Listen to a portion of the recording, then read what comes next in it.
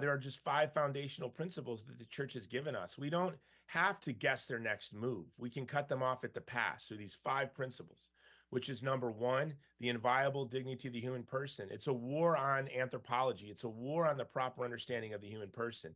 Hmm. You look at all these books, like Yuval Harari's books on anthropology. What they're really warring against is the human person. So we promote the proper Christian understanding of the human person. That's the foundation of our struggle. Number one, Christian personalism.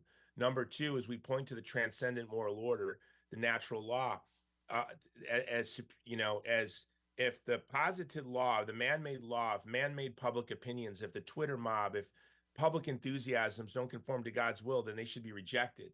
We saw this during COVID. My city and county did not have the right to put handcuffs on me. And in fact, they didn't because no charges were pressed and my money was sent back to me. My bail money was sent back to me. But I was saying it as I was being handcuffed. I said, history will vindicate me and I feel sorry for you. I was saying to the police officers that you will be judged so harshly for these I actions of yours. remember. I remember. Yeah. I was telling them, quit your job, go home, put down the handcuffs. Yeah, I remember. Um, And I had said, if you remember, Jesse, thank you for giving me the privilege for standing to truth against power as they were handcuffing me. And I said, you are bringing honor to my ancestor, to my posterity. So thank you. And I would say their names, Officer Tagawa, I would say each of their names. You're bringing shame on your posterity.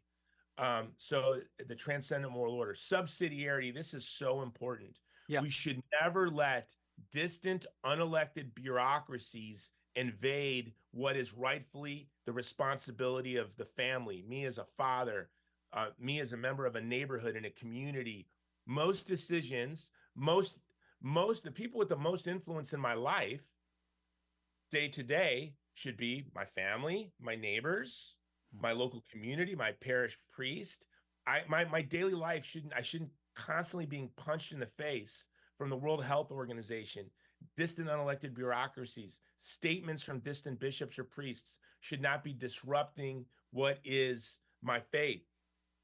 So we're seeing the invasion of subsidiarity. And in fact, it's the smashing of subsidiarity that led to Mao's famine, the greatest famine in the history of the world, tens of millions starved, to the Holodomor, Stalin starving 8 million Ukrainians to death in the 30s. When you obliterate subsidiarity, like they're trying to do in Europe with the farmers, but the farmers are fighting back and saying, this is my land, this is my responsibility, go away. What they're doing is they're breaking the back of a famine. These farmers in Northwest Europe, by fighting for subsidiarity, are making sure that people in Africa and Asia won't starve next year. They should be commended. So we should fight for subsidiarity.